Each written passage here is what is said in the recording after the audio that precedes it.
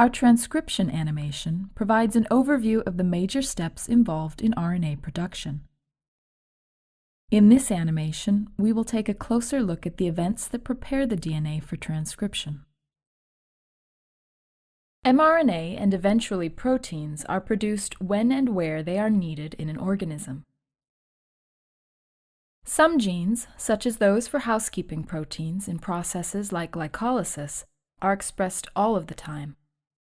These genes undergo what is known as constitutive transcription.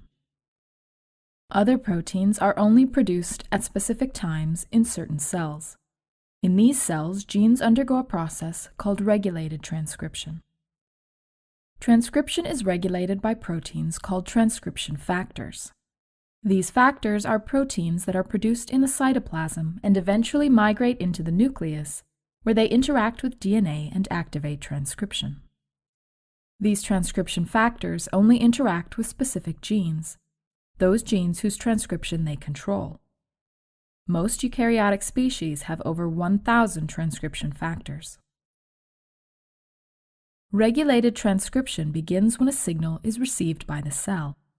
This signal, often a protein, begins a signal transduction cascade that lets the cell know certain proteins are now needed. The most common activation event for a protein in a signal pathway is the addition of a phosphate group. That activated protein in turn interacts with another protein.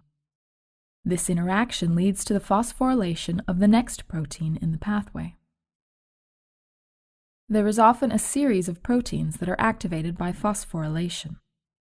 At the end of this cascade, the final protein will be activated and then enter the nucleus.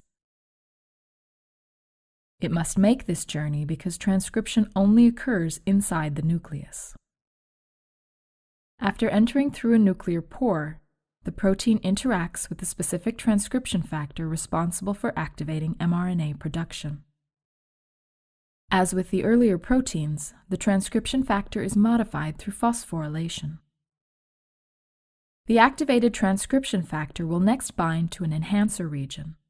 The enhancer is a region of DNA upstream of the transcription start site that binds a transcription factor. The transcription factor then binds to the DNA and moves to interact with the rest of the transcription protein complex, located at the transcription start site. When the formation of this complex is complete, transcription of the gene will begin. It is this sequence of events that ensures genes required for a specific tissue or only at a specific time are expressed appropriately.